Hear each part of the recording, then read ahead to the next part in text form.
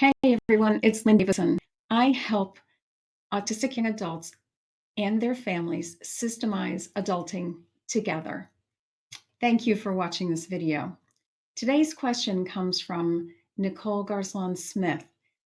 Her son is not willing to self-advocate. Let's look at what she's thinking. Nicole thinks that he doesn't ask questions of the professor that he's taking a course from, that he's inflexible with the teacher's feedback, and that he'll never be a self-advocate, so he won't be successful in his life. And those are pretty scary thoughts.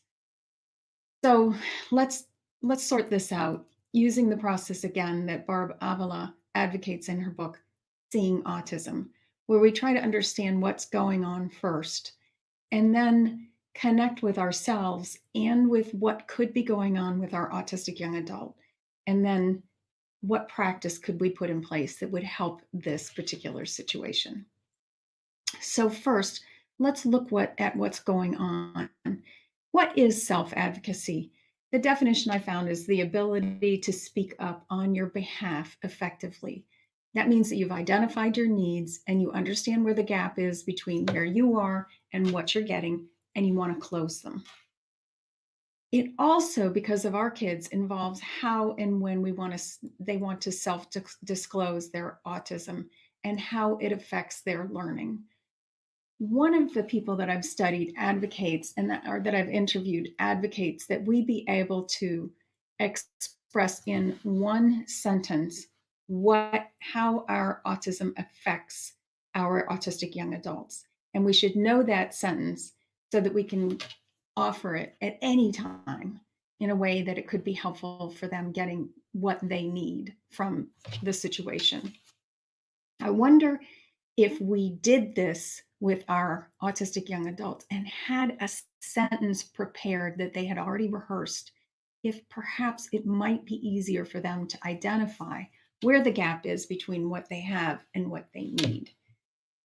I advocate that all of this can be taught, including the self-advocacy skills that are needed for our young adults to get what they need out of life, what they should have, what's not, all that difficult to provide, so that the playing field can be a little bit more level for them and they can create a life that they love.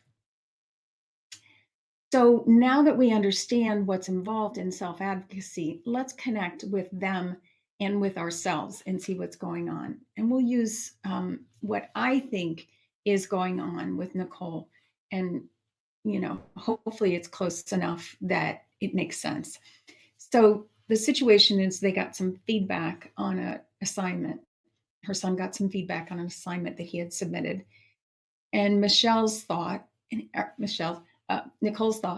is that he should listen to the feedback and revise and resubmit his work. I mean, that makes perfect sense. He should listen to the feedback, revise, and resubmit his work.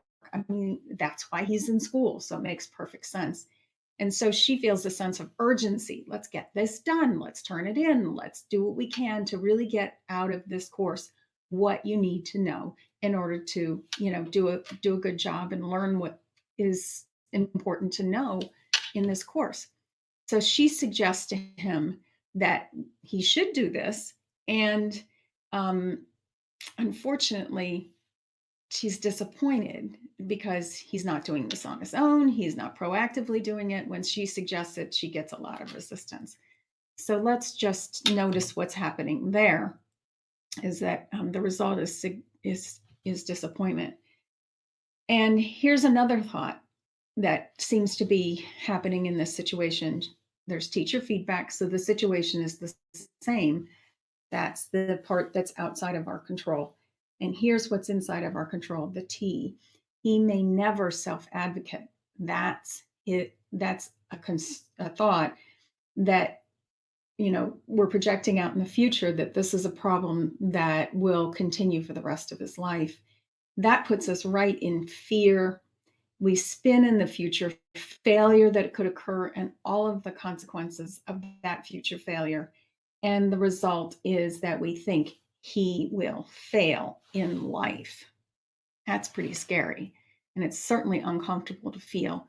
It makes perfect sense, though. We all go to the future and think if this doesn't get solved, it's going to be awful. I mean, that's what our brain is doing for us. Our marvelous brain is looking at what's happening out in the world and what do we need to do to protect ourselves? What do we need to do to make sure that we have enough resources we're safe and we're connected to the people that are going to support us and the things that we want to get done. Makes perfect sense. That's what our brain is there doing.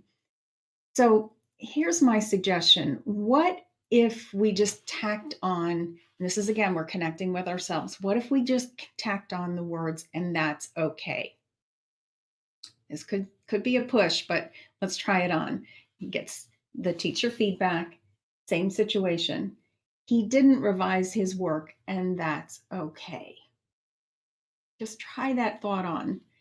That keeps us centered. It's okay. We're willing to accept the situation as it is at this time. What else could we do? Becomes the question we ask ourselves. That's our action. We wonder what else could be done. Is there another way we can approach this problem? What are the options? What's that flexible thinking that we want to practice that was so beautifully illustrated in the conversation that I had with Susanna Cole in her book on flexible mindsets in school? What other options? And then the result is we do generate some options. So I just suggest tacking those words on, and that's okay because it opens up the world of possible actions we can take. I mean, they're infinite, and it frees us up from that heavy feeling of fear that kind of takes our brain when it's afraid, it takes our focus and it focuses it right on the problem. I mean, that's what kept us alive. We have to focus on the problem. But when there was a tiger in the woods, but there's no more tigers in the woods. Most of our problems are psychological in nature, and we just want to think a little bit more flexibly about them. And saying, and that's okay, opens up our lens a little bit broader and helps us find what is okay in the situation. Now, let's look at, okay, what's going on with our autistic young adult here. Again, the teacher gave him some feedback. His thought was, I don't like him. So he resists any feedback. He doesn't do anything. And his result is he doesn't like what's going on because he was so enthusiastic when he enrolled at this school. I mean, he really is a talented person who would love to express himself in a brilliant way. And he needs to know what this teacher's teaching, but he just doesn't like the way this teacher is. He doesn't like the way he gives feedback. He doesn't like the way he teaches. I mean, he is really resisting what's going on in this situation. Here's another possible steer map of what could be going on with our autistic young adult teacher. Again, I don't like him. I'm going to resist it. So I notice all the reasons why I don't like him. I mean, I don't like the way he teaches. His pace is too slow, too fast. He doesn't give me enough examples. His instructions are not explicit enough. It's really hard for me to focus on what he says. So I drift off. And then when I come back, I'm not sure what was said. And he doesn't provide me any notes, so I can't fill in the blanks. Let me tell you all the reasons why this teacher is a bad teacher. And we see this happen a lot. And so the result is he doesn't like him and he doesn't learn from him. We know that this is what's going on with our autistic young adults. And I do see this often in my house as well. So that's when we, really need to step back, take a notice, and see if we can help, maybe listen and see if we can't get some thought downloads from our kids. Sometimes they're reluctant to tell you what's really going on in their head, but the more we listen to them, that reflective listening, the more we can get their thoughts out of their head in someplace else where we can sort them out and look at them using these steer maps, the more we can help them. And then, of course, The best part of all would be if they could do this for themselves whenever they get in a sticky situation like this one is. So I would suggest to this autistic young adult that we tack on the same words. Teacher, I don't, here's the teacher. Thought is, I don't like him, and that's okay. All right, well, it's okay. I've accepted that I don't like him, and that's okay. So now I can be centered. The autistic young adult is saying, I can be centered. And their action is to question, what else? What other options do I have for learning the material that I want to learn? I still want to do well in this course. I still want to get the grade. I still want to get the diploma because that's going to open doors for me. But what other options do I have to learn the material? What else could I do? And maybe in doing all of those things, I'll know the information better and I might even be able to pay better attention to the professor as we go along. So the result is he learns another way. It's okay that I don't like learning from this guy. I'm going to figure out how to learn it my way, what works for me. I mean, if we can teach our young adults this, they can get through just about anything. So, what's the practice then in the 3-step? Well, you know me, I'm going to advocate that proactive problem solving process that Ross Greene teaches at livesinthebalance.org. It's golden. You first, put the situation out there. Teacher gave you feedback. What's your thinking on that? And you see if you can unearth what's going on in their head and help, really reflect and listen and help them figure out and sort their thoughts out. Then you say to them, okay, now here's a perfect opportunity. You are not always going to like your professor. You are not always going to like your boss. You are not always going to like your coworkers. Here is a perfect opportunity for us to practice flexible thinking so that we can figure out another way to be successful in this situation, which is one that we cannot change. All right, then what do we agree we're going to do next? What are we going to try? What experiment could we see if it might work? That proactive problem solving process is just golden. And let me encourage you with this. In this book, James Clear explains the habits. Those are the actions that we take that add up over time to a life we love that works. And this thought is so helpful to me as I work with my autistic young adults. I'm sorry that it's so small, but the bottom line is that 1% better each day when you do the math, which is 1.01 to the 365th power, actually adds up when you do the math to 38% better each year. So I just want to encourage all of us to realize that we do not have to turn our children into stellar self-advocates tomorrow. We just need to take time to get them to be 1% better each day. And that's what we do in the art of adulting.